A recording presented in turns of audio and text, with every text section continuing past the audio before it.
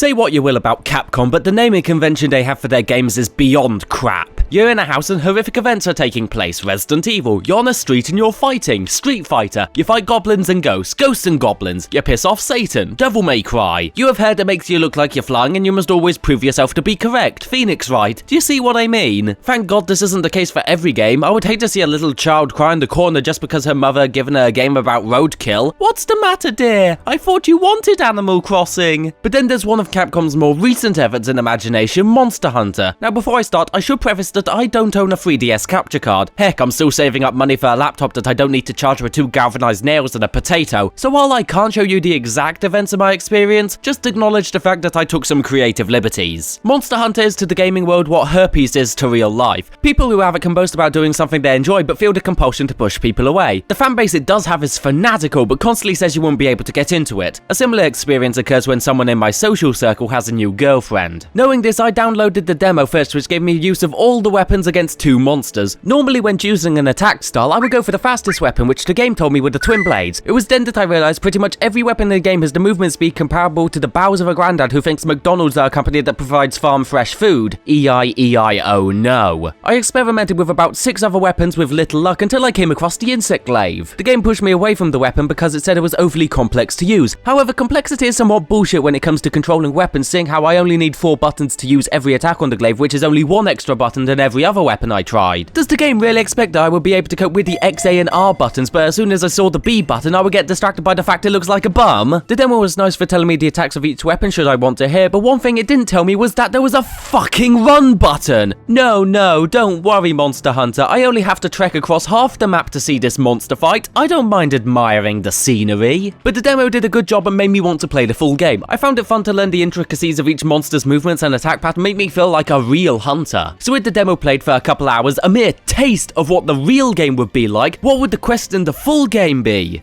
I said to myself as an NPC asked me to go fishing. So as it turns out, the monster hunting part of Monster Hunter only takes up about 1/3 of the game's focus. On a completely unrelated note, I'm now going to cut out 2/3 of my own name. Instead of being called Flashcake, I'm just going to be called Ask. As in, I want to ask, who the hell thought this was a good idea? During one quest, I had to gather 2 eggs from gargoyles. Being against internet strategy guides, I used the game's monster encyclopedia only to discover the fact that no one's really very talented at drawing gargoyles. I did not stay away from a walkthrough for very long. It doesn't get much better from there. I had another quest that involved collecting 10 of a certain kind of mushrooms. Multiple mushrooms grow in a single patch and the fungus you do find is randomized, which isn't inherently bad. The problem comes when I have to pick up the mushrooms one at a time, going through the animation for each one and then hoping it's the right kind of mushroom. Monster Hunter, I don't mind you getting me to find stuff out on my own, and I know you're trying to create a risk-reward style of gameplay, but can you at least assume I'm not going to go herb farming in the presence of a greater castrating Dinoceratops? But all of this happened after I started the game, which was by far the most confusing part of my experience. When I entered the main hub area, after discussing the fact that the person who brought me here cares for his caravan with a capital C so much I wanted to give him a swift kick in his capital B's, I was asked to go cook a steak in the fields. What I was supposed to do was talk to the woman near the front of the town, but what I did was walk 10 seconds past her and entered the giant guild hall that was also offering quests that I was told about in the previous cutscene. I know, what a beginner's mistake, walking past the tiny camouflage coloured woman and going into the giant ominous building in the background that I was told about. God, no wonder people think I'm an idiot. The guild hall offered a plethora of quests, but none of them was the quest I was supposed to do. The quest I'm referring to was actually an essential tutorial, which begs the question, why did the game give me an open world that I wasn't supposed to explore yet? The concept of running and being able to cook in no circumstance should be the most confusing things I experience. So in the end, I just decided to take the first quest on this list, deliver 2 poor tickets. I entered the field and explored looking for the tickets and wandered aimlessly for about 15 minutes before finding nothing. As it turns out, the tickets spawn inside a supply box at the starting area of the quest, but only after I wait 2 minutes. Just enough time for me to go into my garage and find some lighter fuel. Having now got the tickets, my quest wasn't over as I still had to deliver them. During my travels, I found 2 cat creatures and putting the words cat and paw together seemed to make sense.